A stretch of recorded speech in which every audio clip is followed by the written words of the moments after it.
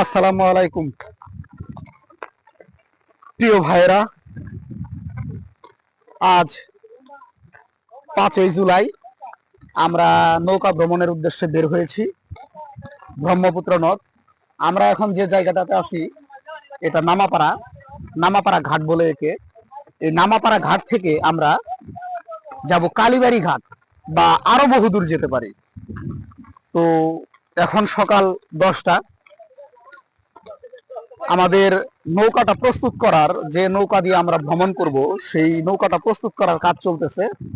দেখতেছেন আমার বড় ভাই নারিশের গেঞ্জি পরা আব্দুল হাই ভাই খুবই একজন পরিশ্রমী মানুষ। আজকের এই নৌকা ভ্রমণ সফল করার জন্য তিনি সর্বোচ্চ পরিশ্রম করেছেন। সঙ্গে খালি গায়ে আছে সাইফুল ভাই। সাইফুল ভাই তারই নৌকাটা মূলত একদম বিনা খরচে, গাড়ি ভাড়া ছাড়া, শুধু তেলের টাকা দিয়ে, তেলের টাকা যা দিচ্ছি এটাও ন্যূনতম, সে আমাদের আজকে এই ব্রহ্মপুত্র নদ ভ্রমণ করাবে। সঙ্গে অক্লান্ত পরিশ্রম করতেছে বাবু। আমাদের মাইক, তারপর বিরিয়ানি সবকিছু আছে। এটা প্রচন্ড বৃষ্টি হচ্ছে মুষলধারে, বৃষ্টির জন্য আমরা একটা দোকানের বারান্দায় সেগুলো রেখে দিয়েছি।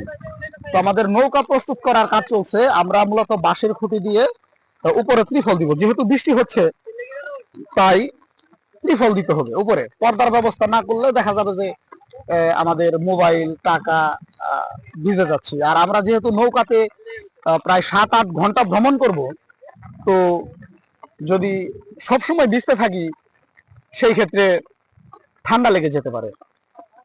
আর এখন যে পরিবেশটাতে আছি নামাপাড়া ব্রহ্মপুত্র নদীর তীরে, অনেক সুন্দর একটি জায়গা। আপনারা জায়গাটি দেখতে পাচ্ছেন।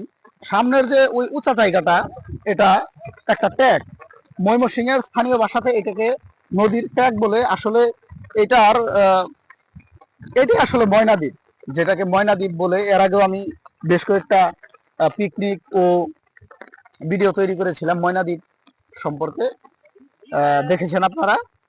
তো ময়না দ্বীপ এখন সৌন্দর্য বিলীন হওয়ার পথে, কারণ ওই গেগু দিয়ে বালু কেটে দ্বীপ থেকে বালু নিয়ে যাচ্ছে শহরে, ময়মনসিংহ শহরে।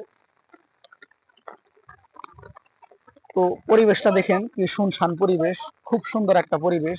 আমাদের নৌকা প্রস্তুতের কাজ চলতেছে। আপনারা দোয়া করেন আমরা যেন দ্রুত কাজ শেষ করে ভ্রমণটা সুন্দরভাবে করতে পারি। এই জন্য আমাদের জন্য দোয়া করবেন। আসসালামু আলাইকুম।